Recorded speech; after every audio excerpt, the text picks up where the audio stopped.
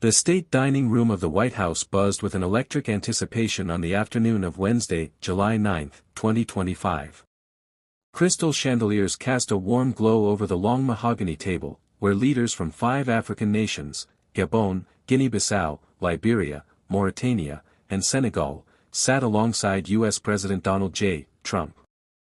The air was thick with the hum of interpreters' voices, their headsets facilitating a symphony of languages, French, Portuguese, and, notably, English. At the center of this diplomatic tableau was President Joseph Boakai of Liberia, a man whose quiet dignity and measured words would soon spark a moment that rippled across continents, igniting both admiration and outrage. The lunch was no ordinary gathering. It marked a pivotal shift in U.S. Africa relations, with Trump's administration signaling a move from traditional aid-based policies to a focus on trade and economic partnerships. The African leaders, dressed in tailored suits and traditional attire, had come to Washington to discuss investment opportunities, resource development, and regional stability. For Liberia, a nation with deep historical ties to the United States, the meeting held particular significance. Founded in 1822 by the American Colonization Society as a haven for freed African American slaves, Liberia's identity is intertwined with American history, its culture, and, crucially, its language. English, the official language of Liberia, is not merely a tool of communication but a legacy of its founding, shaped by the voices of those who crossed the Atlantic to build a new nation. As the meal progressed, platters of roasted chicken, grilled vegetables, and delicate desserts circulating among the delegates, the conversation turned to matters of mutual interest. Trump, seated at the head of the table, exuded his characteristic blend of charisma and unpredictability. His guests, seasoned leaders in their own right, spoke of their nation's potential, Gabon's oil reserves, Senegal's renewable energy ambitions, Mauritania's mineral wealth. Boakai, a soft-spoken man with a storied career in Liberian politics, took his turn to address the room. His voice, steady and clear, carried the cadence of a man who had walked over 300 miles as a young boy to pursue an education in Monrovia, Liberia's capital. Mr. President, we thank you for this opportunity to be here, Boakai began, his words measured but resonant. Liberia is a longtime friend of the United States, and we believe in your policy of making America great again. We also go a long way with you, with your diplomacy that has to do with economic development and commercial friendship. And we just want to thank you so much for this opportunity. The room fell silent for a moment, the weight of Boakai's words settling over the table. His message was one of partnership, a call for collaboration rooted in Liberia's historical allegiance to the U.S. and its aspirations for economic growth. But it was what came next that would define the moment, a fleeting exchange that would spark headlines, social media storms, and heated debates across the globe. Trump, visibly impressed, leaned forward, his eyes fixed on Boakai. "Well, thank you," he said, his voice carrying that familiar blend of showmanship and sincerity. "And such good English, that's beautiful. Where did you learn to speak so beautifully?" The question hung in the air, a seemingly innocuous compliment that landed like a spark in dry grass. Boakai, ever composed, let out a polite chuckle, his face betraying a flicker of amusement. "In Liberia," he replied simply, his tone neither confrontational nor defensive. Trump pressed further, as if intrigued by the revelation. "Where were you educated?" "Where?" "In Liberia?" Boakai nodded, his response laconic but firm. "Yes, sir." Trump, undeterred, continued, "That's very interesting. It's beautiful English. I have people at this table who can't speak nearly as well." The room erupted in light chuckles, though the laughter carried an undercurrent of discomfort for some. The other leaders, some relying on interpreters to follow the exchange, exchanged glances. For those attuned to the nuances of diplomacy, the moment was fraught with unspoken implications. To understand why this exchange reverberated so widely, one must first consider the context. Liberia, Africa's oldest modern republic, was founded in 1822 by the American Colonization Society, a group that included abolitionists, philanthropists, and, controversially, slave owners. The Society's mission was to resettle free black Americans and liberated Africans on the West African coast, a project born of both humanitarian ideals and the racist belief that integration in the U.S. was untenable. The settlers, known as Americo-Liberians, brought with them American customs, architecture, and language, establishing English as the official tongue of the new nation. Liberia's flag, with its single white star and red and white stripes, mirrors the U.S. flag, a testament to its origins. Its capital, Monrovia, is named after James Monroe, the fifth U.S. president and a supporter of the colonization effort. Boakai, born in a remote village in Liberia's Lofa County, embodies the nation's complex history. A member of the Kissi ethnic group, he grew up speaking indigenous languages before mastering English through education in Monrovia. His journey to the presidency, marked by decades of public service, including a stint as vice president under Ellen Johnson Sirleaf, Africa's first female head of state, is a testament to his resilience and ambition. Yet, for all his accomplishments, it was Trump's remark about his beautiful English that thrust Boakai into an unexpected spotlight. The comment, intended by Trump as a compliment, was interpreted by many as a misstep, at best, and a condescending slight, at worst. English, after all, is not a foreign language in Liberia, it is the bedrock of its government, education, and legal systems. To ask where Boakai learned to speak it so well was to betray a lack of awareness about Liberia's history and identity. For some, it echoed a broader Western tendency to view Africa through a lens of stereotypes, assuming a lack of sophistication or education. As news of the exchange spread, reactions poured in from Liberia, across Africa, and beyond. In Monrovia, the capital city named for a U.S. president, the response was a mix of confusion, anger, and resignation. Archie Tamil Harris, a Liberian youth advocate, spoke to CNN, his voice heavy with frustration. "I felt insulted because our country is an English-speaking country," he said.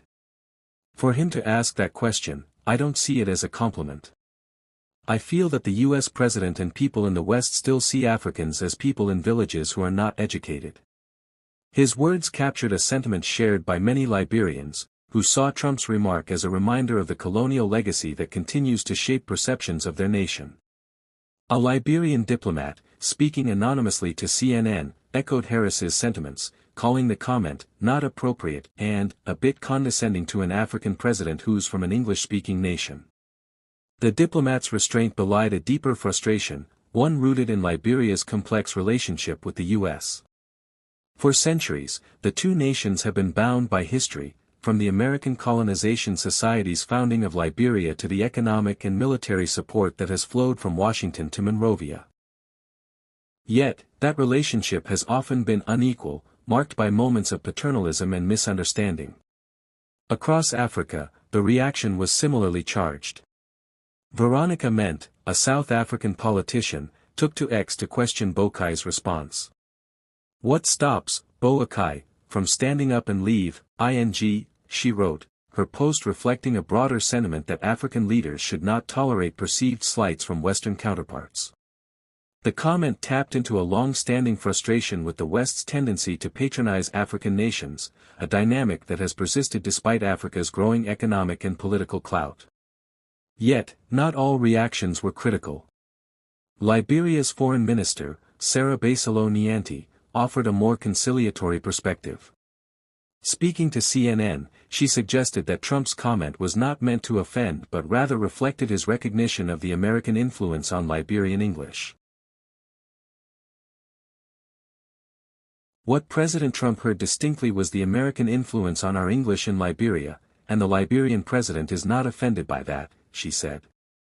"We know that English has different accents and forms, and so him picking up the distinct intonation that has its roots in American English for us was just recognizing a familiar English version." Nyanti's defense sought to defuse the controversy, framing the exchange as a moment of cultural connection rather than ignorance. The White House, too, stood by Trump's remarks. Deputy Press Secretary Anna Kelly issued a statement calling the comment a heartfelt compliment and urging reporters to focus on the broader significance of the meeting. President Trump has already done more to restore global stability and uplift countries in Africa and around the world than Joe Biden did in 4 years, she said, attempting to redirect attention to Trump's foreign policy agenda. Masad Boulos, Trump's senior advisor for Africa, echoed this sentiment, noting that the African leaders present appreciated the gesture. For Trump, the exchange was consistent with his personal style, impulsive, effusive, and often unfiltered. His supporters, like the ex-user at Nice Black Dude, saw it as a moment of genuine warmth. "How can anyone hate this man?" the user posted. "He goes out of his way to bring people good vibes." Others, however, were less forgiving. U.S. Representative Jasmine Crockett, a Democrat from Texas, called the remark peak ignorance in a post on X, accusing Trump of finding a new way to be embarrassing with his blatantly offensive approach to diplomacy. The controversy, while fleeting, touched on deeper issues of perception, power, and history. Liberia's story is one of resilience, forged in the crucible of its founding by freed slaves and its struggle to assert its identity on the global stage. The Americo-Liberian settlers, who dominated the country's politics for over a century, left an indelible mark on its culture, from the American-style architecture of Monrovia to the English language that binds its diverse ethnic groups. Yet, that legacy is also a source of tension, as indigenous Liberians have long grappled with the dominance of the Americo-Liberian elite, a dynamic that fueled political upheaval, including the 1980 coup that ended their rule. Boakai, as a member of the Kissi ethnic group, represents a shift toward greater inclusion in Liberian politics. His presidency, which began in 2024, is seen as a continuation of the democratic progress ushered in by Ellen Johnson Sirleaf, who broke barriers as Africa's first female president. Yet, the challenges he faces are immense: a struggling economy, dependence on foreign aid, and the lingering scars of Liberia's civil wars. The meeting with Trump was an opportunity to advocate for investment in Liberia's natural resources, its rubber, iron ore, and timber, and to strengthen ties with the U.S., a partner that accounts for a significant portion of Liberia's gross national income. For Trump, the lunch was part of a broader strategy to reposition the U.S. as a competitive player in Africa, particularly in the face of growing Chinese influence. "We're shifting from aid to trade," he told the leaders, emphasizing the economic potential of their nations. "There's great economic potential in Africa, like few other places. In many ways, in the long run, this will be far more effective and sustainable and beneficial than anything else that we can be doing together." The African leaders, in turn, praised Trump's vision, with some even endorsing his "America First" policies and suggesting he deserved a Nobel Peace Prize for his diplomatic efforts elsewhere. Yet, the focus remained on the exchange with Boakai, a moment that encapsulated the complexities of cross-cultural diplomacy. For some, it was a reminder of Trump's tendency to speak off the cuff, often without regard for historical or cultural context. For others, it was a genuine, if clumsy, attempt to connect with a fellow leader.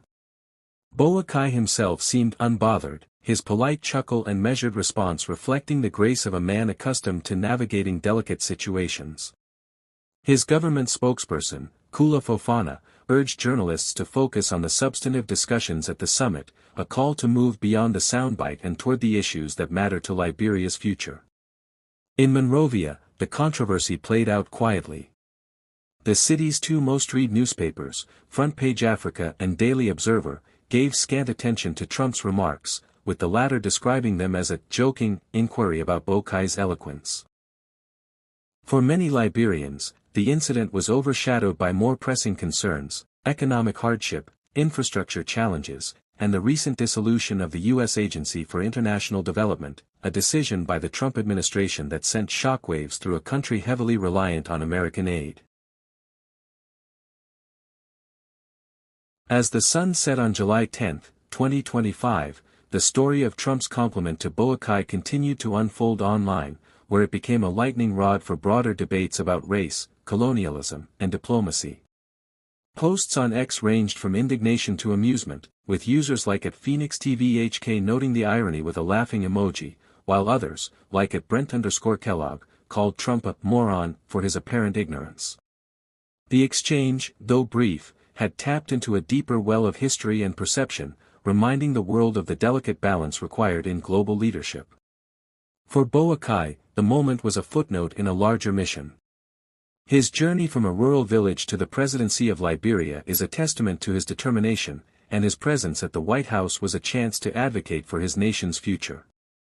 For Trump, it was another day in the spotlight, his words sparking both praise and criticism in equal measure. And for Liberia, it was a reminder of its unique place in the world. A nation born of American dreams, shaped by African realities, and bound by a language that carries the weight of both. As the leaders departed the state dining room, the chandeliers dimmed, and the interpreters packed away their headsets.